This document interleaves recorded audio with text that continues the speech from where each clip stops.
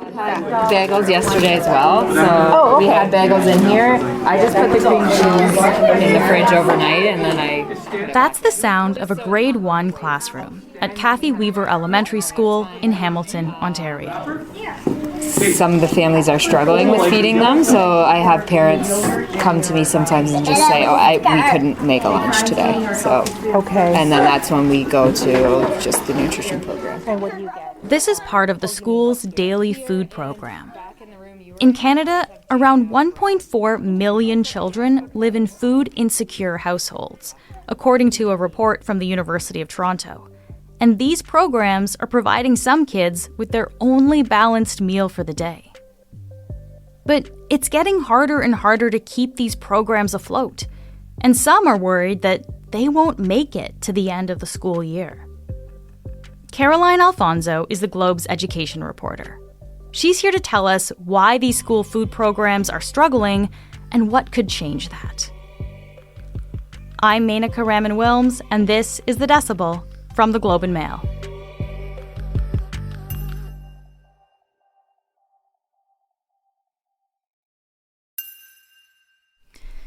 Caroline, thank you so much for being here. Thank you for having me.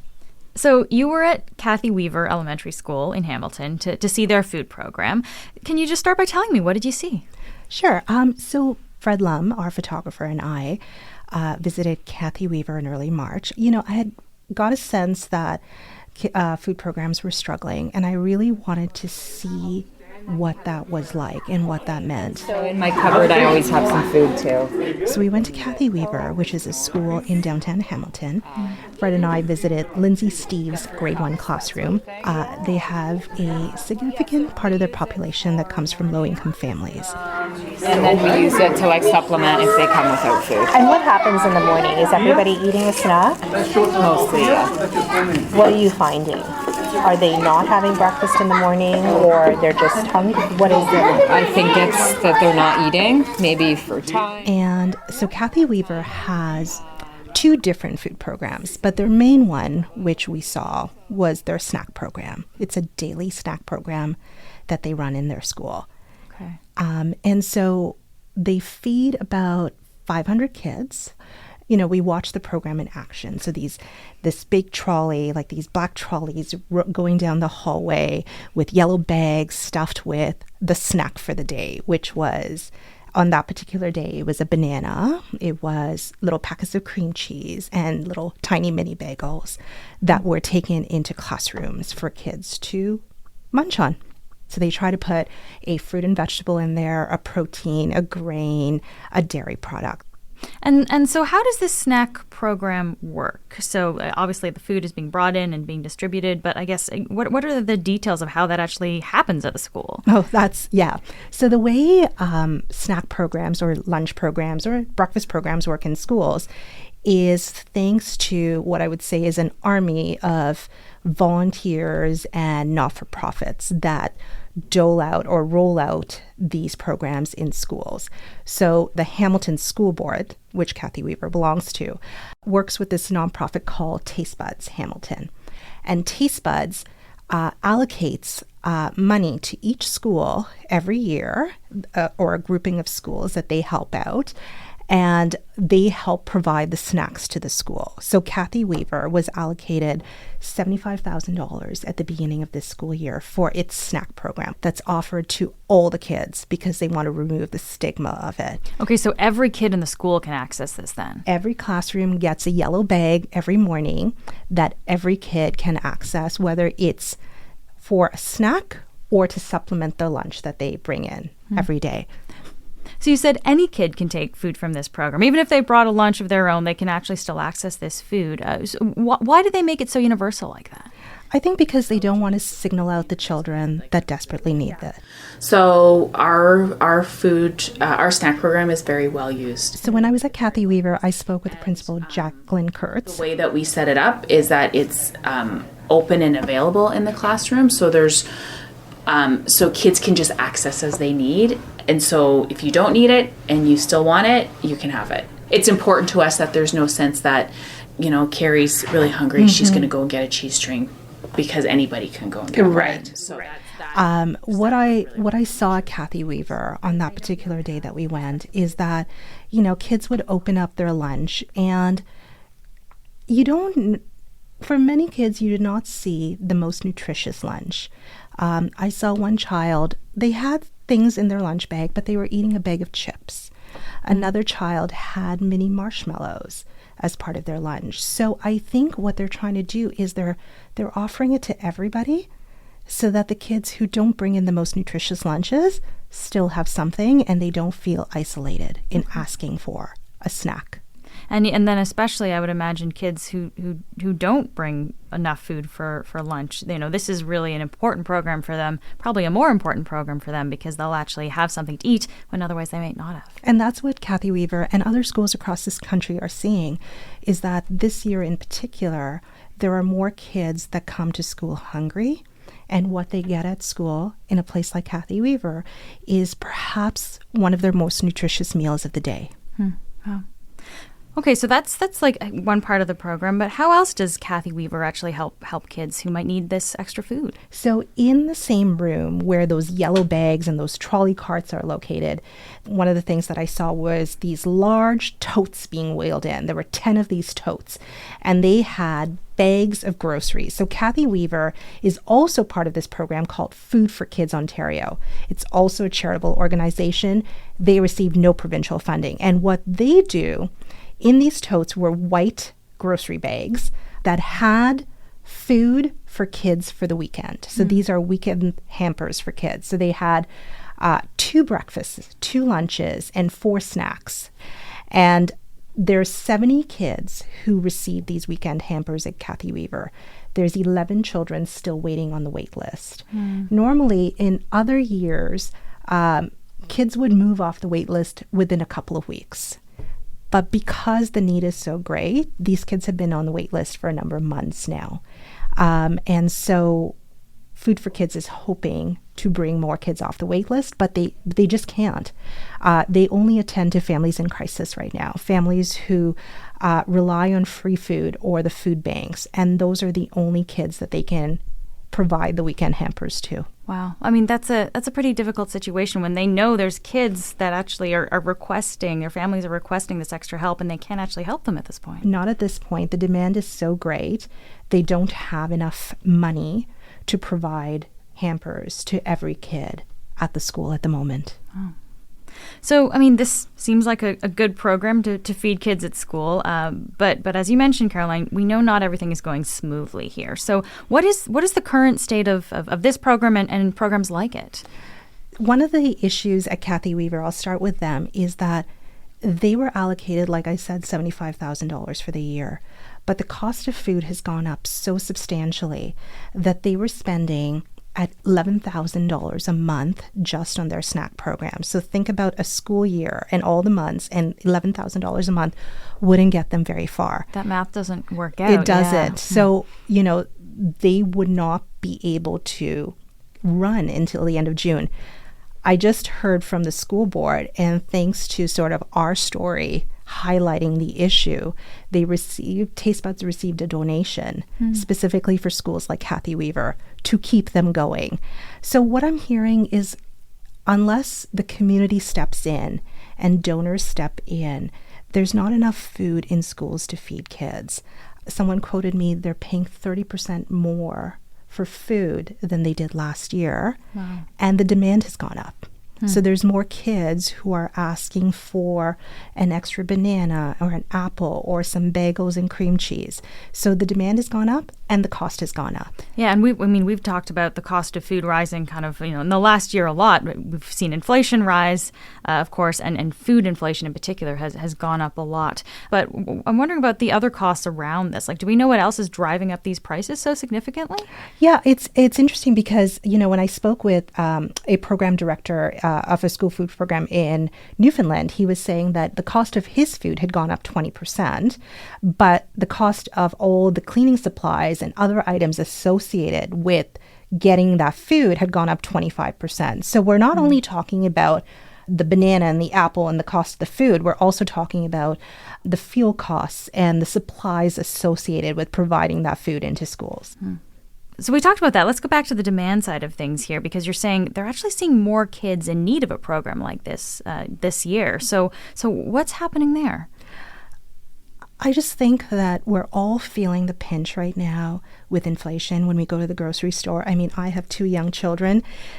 They like to eat. They eat a lot.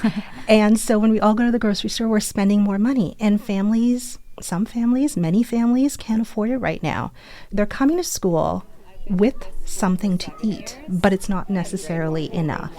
Have you found things changed as far as need goes for food over the years or lately? I've found lately, What have you found lately? post-pandemic, sort of. Well, I know we're still in a pandemic. Post-shutdowns, Post right? shutdowns, yeah. Yes, I've found that you could just see the struggle a bit more. The parents are struggling and not able to provide as much as before. And coming out of the pandemic, many families, many parents lost jobs.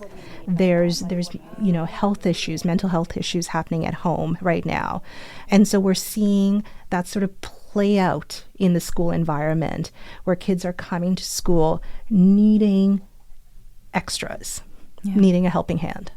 One of the things that Debbie Field, who's a very strong school food advocate, was saying that even parents that do not have much in their pockets will still find a way to feed their children. They'll still find a way to get their kids something so that they can go to school and have something to eat. But perhaps that's not the most nutritious meal. Perhaps that's not filling their tummy as much as it should. We'll be right back.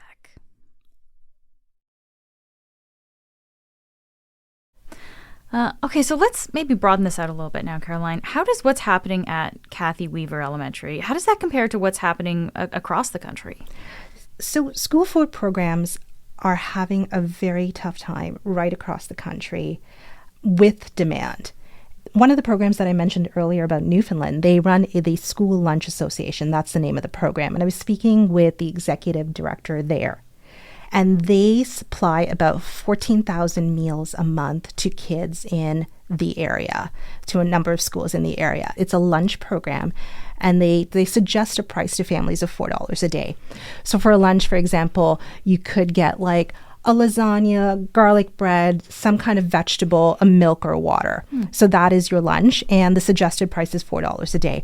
What the director said to me is that there are fewer families that can afford to pay now than last year. So he told me in October they had 2,000 families who could not afford to pay. That's compared to the previous year where only 800 families could not afford to pay. Wow. So they're seeing, they're trying to make their dollar stretch further because they have more families in need. Meanwhile, they've seen more families come for food. So they've seen a 15% increase in the number of meals that they serve between that same period of time. Wow. There was another person who runs a food program or runs a number of community programs in Saskatoon. Among them is a food program. And he said, pre-pandemic, he never had to withdraw from his line of credit in order to pay the employees, in order to run the program. And now he said he does it always. And, it was funny. The day I was talking to him on the phone, he said, Caroline, I have been writing so many grant applications lately just to sort of access dollars. And I wish my job was a little different so that I could actually run the programs.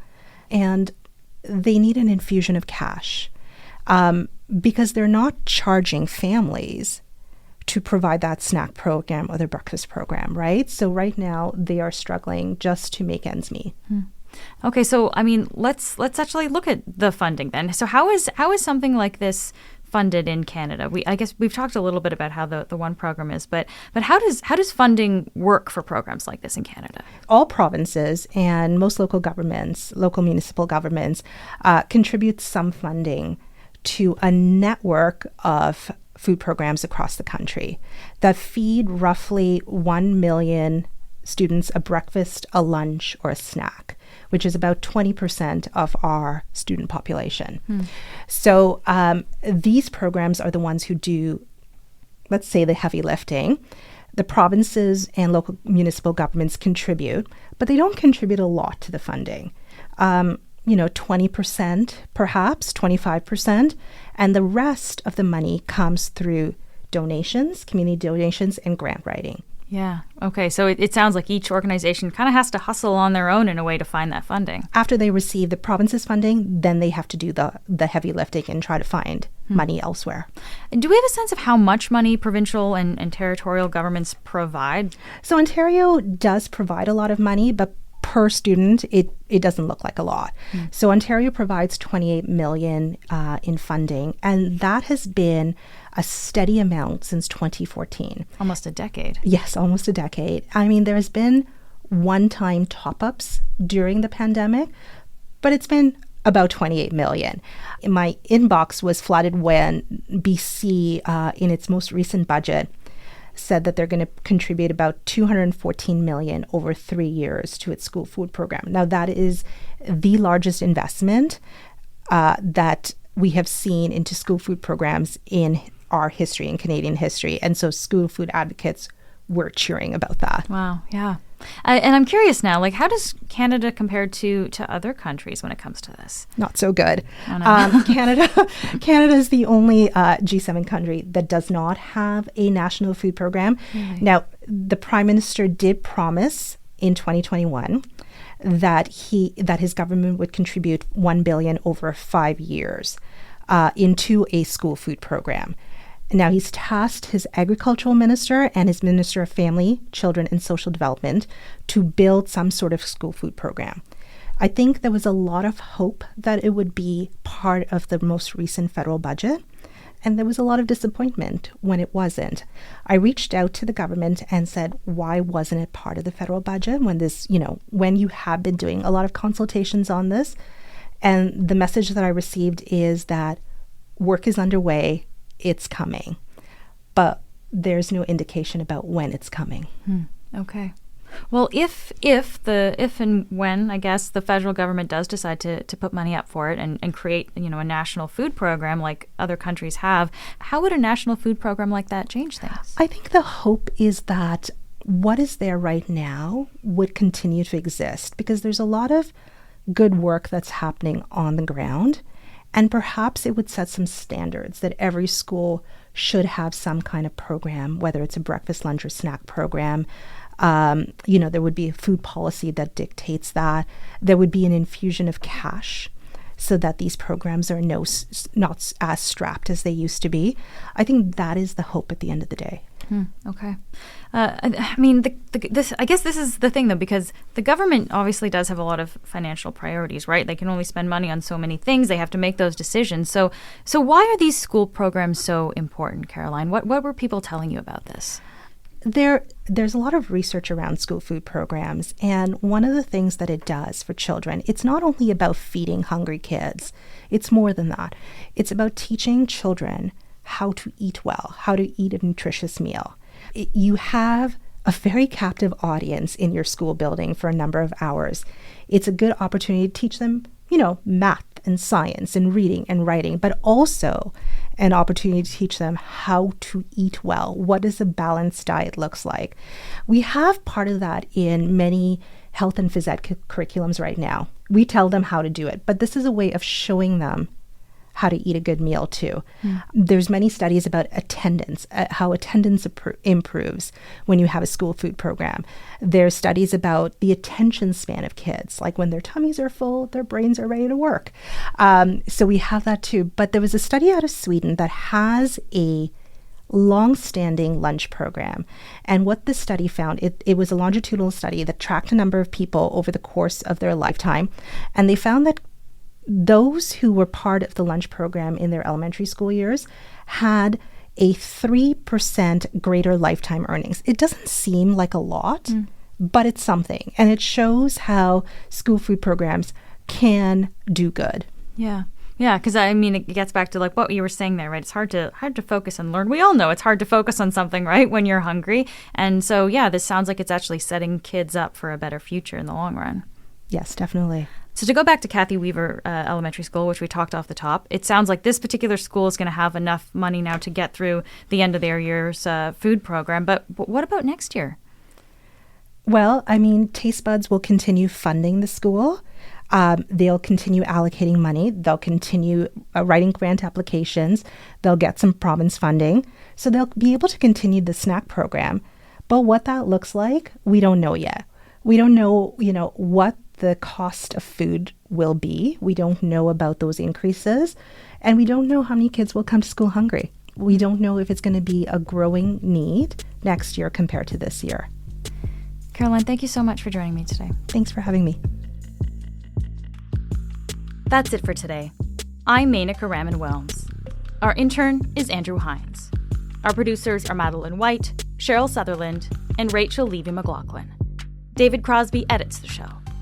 Adrian Chung is our senior producer, and Angela Pacenza is our executive editor. Thanks so much for listening, and I'll talk to you tomorrow.